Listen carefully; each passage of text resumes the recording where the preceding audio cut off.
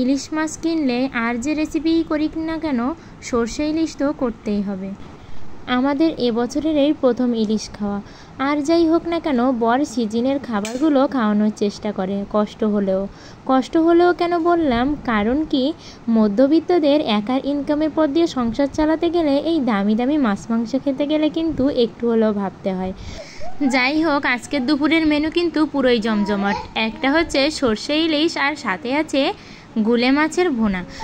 আর আজ কিন্তু একটু ভিন্ন স্বাদেই সরষে ইলিশটা করেছি, তবে এতটা যে মজা হবে মানে বরের কথা শুনে একটা উপকরণ বেশি দিয়ে যে এত মজার হবে রেসিপিটা, সত্যি আমিও বুঝতে পারিনি। আর ভিডিওটি না দেখলে আপনারাও কিন্তু এই দুর্দান্ত স্বাদের রেসিপিটি মিস করে যাবেন। শুরুতে দেখুন আমি এখানে 60 পিস ইলিশ মাছ নিয়েছি। আর মাছের সাইজটা একটু ছোট, ওই যে বললাম মধ্যবিত্তদের খাবার দাবার একটু এরকমই হয়। আর এই 8 পিস মাছটা আমি ভালো করে ধুয়ে নিয়েই এর ভিতরে দিয়ে দিলাম পেঁয়াজ রসুন বাটা, জিরা বাটা, ধনিয়া বাটা, শুকনো লঙ্কা বাটা, আর সাথে দেব লবণ আর হলুদ।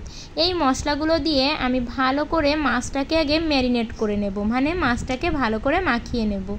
আর শুরুতেই আমি এখানে তেলটা অ্যাড করব না, কারণ তেলটা পরে দিলেই মশলাটা ভালোভাবে মাছের ভিতরে চলে যাবে। তবে ম্যারিনেট করে বেশিক্ষণ রাখতে হবে না, একটু মাছের সাথে মাখিয়ে নিয়ে আমি এর ভিতরে দিয়ে দিলাম খাঁটি সরিষার তেল। আর তেলটা দেখলেই তো বুঝতে পারছেন। আর সরষে ইলিশ কিন্তু সরিষার তেল ছাড়া একদমই জমে না, যতই আপনি সরিষা বাটা দেন না কেন। আর এবার আমি এখানে তেল দিয়ে মশলার সাথে মাছটাকে ভালো করে মাখিয়ে নেব।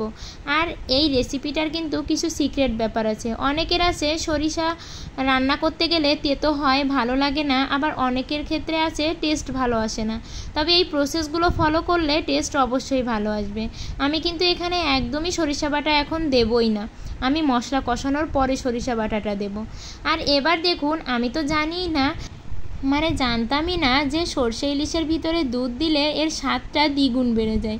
তবে বর কোথায় হোটেলে খেতে গিয়ে তাদের কাছ থেকে রেসিপি শুনে এসেছিল, তাই আমাকে বলল যেহেতু ফ্রিজে দুধ আছে তুমি একটাবার আমার কথা শুনে দুধটা দিয়ে দেখো, দেখবে রেসিপিটা একটু অন্যরকম লাগবে।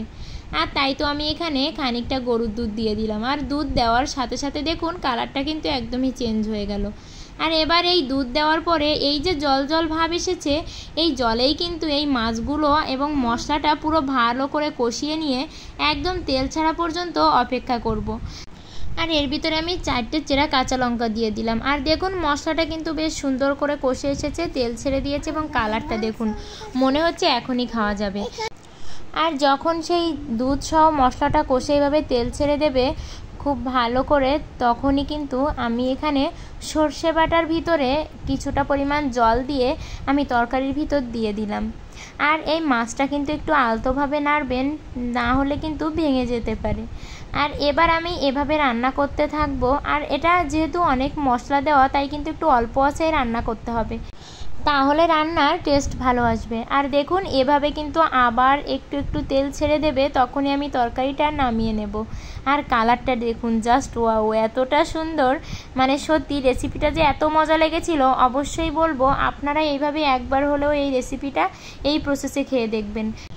না সরিষা ইলিশের রান্নাটা খারাপ হবে, না তেতো লাগবে, ভিন্ন স্বাদের মজার রেসিপি। এবার দেখুন দ্বিতীয় রেসিপির জন্য আমি এখানে শুরুতে গুলে মাছগুলোকে লবণ হলুদ মাখিয়ে তেলের ভিতরে ভেজে নেব। আর এই গুলে মাছটা মোটামুটি আমার একটু খেতে ভালো লাগে, তবে আমার বর কিন্তু এটা ভীষণই পছন্দ করে। আর সেই পছন্দ করে এরকম ভ্যারাইটিস মাছগুলো কিনে আনে। অনেকে আবার এটা খায় না, তবে মাছটাতে কিন্তু ভীষণই মজার। আর মাছগুলোকে লাল লাল করে ভেজে নিয়ে আমি সেই মাছ ভাজা তেলের ভিতরে দিয়ে দিলাম পেঁয়াজ বাটা দিয়ে একটু কাঁচা গন্ধ ছাড়তেই আমি এর ভিতরে দিয়ে দেব রসুন বাটা। তারপর একে একে শুকনো লঙ্কা বাটা, জিরা বাটা আমি দিয়ে দেব।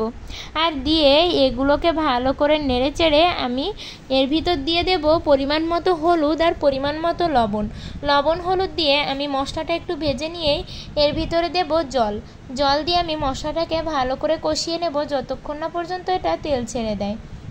তারপর দেখুন তেল ছাড়তে আমি এর ভিতরে পরিমাণ মতো জলটা দিয়ে দেব।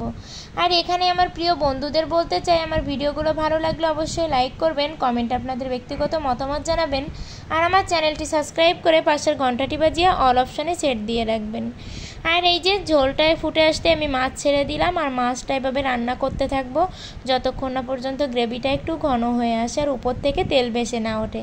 দেখুন এবার রান্নাটা কতটা সুন্দর হয়েছে, কালার দেখলেই কিন্তু আপনাদেরও খেতে ইচ্ছে করবে।